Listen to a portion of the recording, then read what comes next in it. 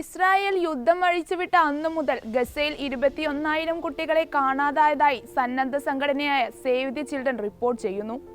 കാണാതായ കുട്ടികളെ കണ്ടെത്താൻ വെടിനിർത്തൽ വേണമെന്നും സംഘടന ആവശ്യപ്പെട്ടു. നിരവധി കുട്ടികൾ തകർന്നു വീണ കെട്ടിടങ്ങൾക്കിടയിൽ കുടുങ്ങിപ്പോയതായും അവരെയൊന്നും പുറത്തെടുക്കാനായില്ലെന്നും റിപ്പോർട്ടിൽ പറയുന്നു.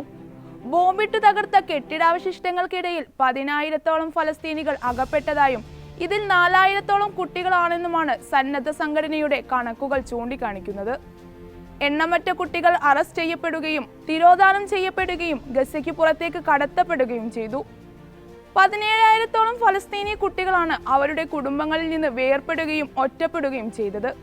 ഇങ്ങനെയുള്ള കുട്ടികൾ പലതരത്തിലുള്ള ചൂഷണത്തിനും ദുരുപയോഗത്തിനും അവഗണനയ്ക്കും ഇരകളായി തീരാനുള്ള അപകടത്തെക്കുറിച്ചും സംഘടന മുന്നറിയിപ്പ് നൽകിയിട്ടുണ്ട്. ഒക്ടോബർ 7 മുതൽ ഇസ്രായേൽ ഗസയിൽ കൊന്നൊടുക്കിയത് 14,000-ത്തിലധികം കുട്ടികളെയാണ്. അങ്ങനെ ഇസ്രായേലിന്റെ നരനായാട്ടിൽ കൊല്ലപ്പെട്ടത് നിരവധി കുഞ്ഞു ജീവനുകൾ, കാണാതായതോ അതിലുമേറെ പേർ. എന്നാൽ അവശേഷിക്കുന്ന ബാക്കി കുരുന്നു ജീവനുകൾ കടുത്ത പോഷകാഹാരക്കുറവും മറ്റു ആരോഗ്യ പ്രശ്നങ്ങളും കൊണ്ട് ബുദ്ധിമുട്ടുന്നു. ഒന്ന് കരയാൻ പോലും ഊർജമില്ലാതെ ആ കുരുന്നുകൾ യുദ്ധഭൂമിയിൽ ജീവിക്കുകയാണ്.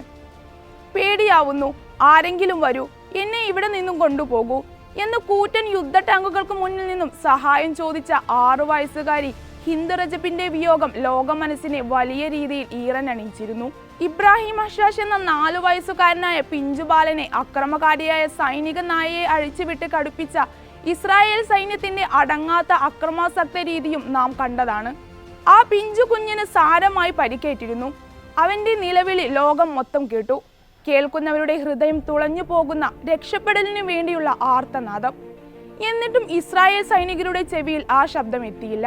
അതുപോലെ മരണം മുന്നിൽ കണ്ട് കുഞ്ഞു ഹയ എഴുതിയ വസിയത്തും എല്ലാവരും വിങ്ങലോടെ വായിച്ചതാണ്.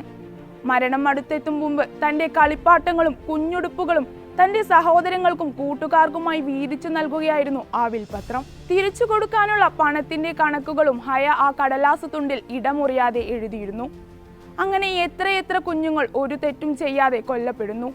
കുഞ്ഞു ഹയയെ പോലെ എത്ര പേർ തന്റെ ആഗ്രഹങ്ങളും സ്വപ്നങ്ങളും മാറ്റിവെച്ച് മരണത്തെ പേടിച്ചു കഴിയുന്നു.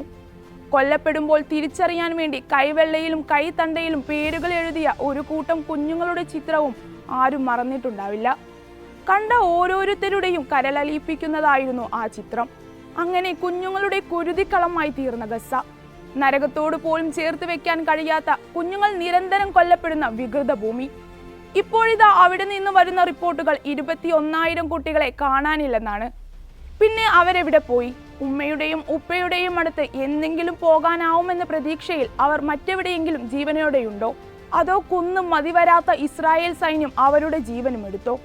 ഒക്ടോബർ മുതൽ ഗസ നിരന്തരമായ കടുത്ത അക്രമത്തെയാണ് അഭിമുഖീകരിച്ചു കൊണ്ടിരിക്കുന്നത്. ആയിരക്കണക്കിന് കുട്ടികൾ ഉൾപ്പെടെ 37,000-ത്തിലധികം ആളുകളാണ് കൊല്ലപ്പെട്ടത്. ജൂൺ 9 വരെ അധിനിവേശ വെസ്റ്റ് ബാങ്കിൽ 250-ഓളം ഫലസ്തീനി കുട്ടികളെ കാണാതായതായും റിപ്പോർട്ടുകൾ പറയുന്നു.